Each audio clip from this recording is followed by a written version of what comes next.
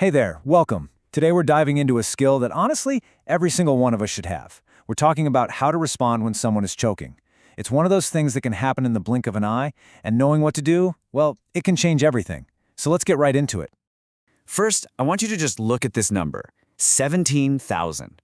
Let that sink in for a second, because it's not just a random statistic. That's right. 17,000 times a year, kids under 14 in the U.S. alone end up in the emergency room because of a choking incident. It just goes to show how real and how common this danger is, which is exactly why being prepared isn't just a nice idea, it's absolutely essential. So here's our game plan. We'll start by really understanding the danger. Then we'll get into the most important part, reading the signs. After that, we'll walk through the official response algorithm and then break down the exact steps for helping adults, kids, and infants. It's a clear roadmap for a really scary situation. All right, first up, let's just establish what we're dealing with. Choking isn't some rare, dramatic thing you only see in movies. It is a sudden, very serious medical emergency that can happen right in your own home. So what exactly is choking? Well, in simple terms, it's when something, food, a small toy, whatever, gets stuck and blocks the airway, making it impossible to breathe. Now, a partial block is definitely serious, but a complete blockage, that is immediately life-threatening. That's when you have to act and act fast. And that brings us to what is maybe the most critical part of all of this. You have to be able to read the signs. What you see and hear in those first few seconds is going to tell you exactly what you need to do next. Okay, this slide breaks it down perfectly. You have to know the difference here. On one side, you've got a partial obstruction.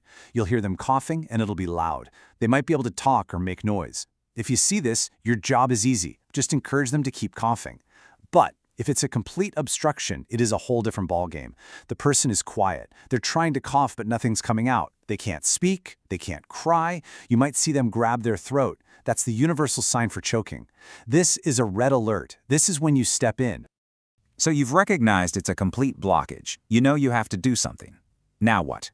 Well, the good news is you don't have to guess. There is a clear, step-by-step guide, an algorithm to help you make the right call under pressure. And here it is. This flowchart is basically your cheat sheet in an emergency. You see that first question at the top? It's all about recognizing the severity. From there, the path splits. Is it partial? Encourage coughing. Is it complete? Okay, now the path splits again based on age. Is the person over 1 year old or are they an infant? This map takes all the guesswork out of it and gives you a clear path forward. Okay, let's follow that first major branch in the algorithm. This is what you do for an adult or a child over 1 year old who is completely choking. This is the technique you've probably heard of, abdominal thrusts, or the Heimlich maneuver. The steps are super precise for a reason. You get behind them, wrap your arms around their waist. You'll make a fist with one hand and place the thumb side right above their belly button. Then, grab that fist with your other hand and give quick, forceful thrusts, pulling both inward and upward, almost like you're trying to lift them off the ground. Now, this part is absolutely crucial. You don't just do it once. You keep doing those thrusts until one of two things happens. Either the object flies out and they can breathe again, or they become unresponsive. And if that happens, you call for help immediately and you start CPR. But what about an infant? You can't do abdominal thrusts on a tiny body. It's too dangerous. The algorithm shows us a totally different path, a special two-part move made just for them. For a baby, you start with back blows. The setup is key. You'll sit down and rest the infant face down along your forearm, using your leg for support. Now this is critical. You have to support their head and jaw and make sure their head is angled down, lower than their chest. Then, using the heel of your other hand, you give 5 firm blows right between their shoulder blades. After those 5 back blows, you're not done. You immediately switch to chest thrusts.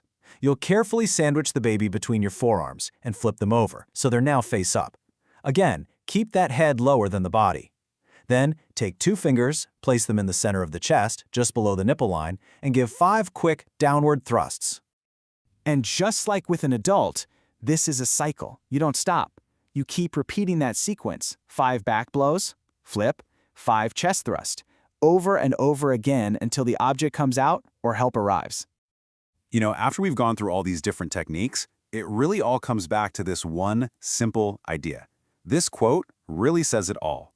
More than knowing any specific move, Your ability to quickly and correctly figure out how bad the situation is, that is the single most important thing you can do. It's the step that kicks off everything else. So, we've walked through the signs, the flowcharts, the step-by-step actions. This information isn't strange or confusing anymore. You have the knowledge now. So the only question left is, are you ready? Because the next time you see someone in trouble, you won't just be a bystander. You'll know exactly what to do. Thanks for joining me for this explainer.